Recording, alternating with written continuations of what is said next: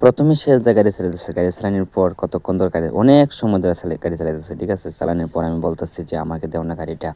তারপর আমাকে দিতেই পারতেছি না, আমার কাছে নিতেই পারতেছি না, আমার কাছে নিতেই পারতেছি না, কীভাবে নেব কীভাবে নেব। এখন যারা যারা দেখতেছেন তারা অবশ্যই আগে একটু ফলো করবেন, তারপর একটা লাইক করে দিবেন, একটু শেয়ার করে দিবেন যদি ভিডিওটা ভালো লাগে থাকে।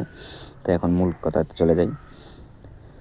তারপর তো শেষদার কাছ থেকে অনেক বাহানা টাহানা কইরা তারপর গাড়িটা নিলাম। তারপর আমার রাজি হইলো গাড়িটা দেওয়ার জন্য, বললো আস্তে আস্তে চালাবে। আমাকে একবার তো আমার কাছে দেও, তারপর শেষ মুহূর্তে আমার কাছে দিলা। আমার কাছে দেওয়ার পর আমি বললাম যে উঠো তুমি, আর আমার একটু ভিডিও করো।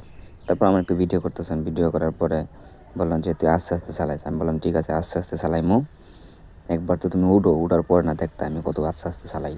তারপর ওঠার পরে দিয়ে আমি গাড়িটা ছাড়লাম, ছাড়ার পরে আস্তে আস্তে আস্তে আস্তে যাইতেছি। যাওয়ার পর আমারে বলতেছে কি যাইতে যাইতে যে ভালো তো হইতেছে। তাই আমাকে ভালো হইব না, সুন্দরভাবে তো চালাইতেছি।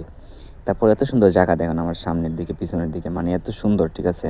ওই যে আমার সাইডের ডাইন সাইডের লুকটা দেখেন অনেক সুন্দর, ঠিক আছে, চা বাগানটা।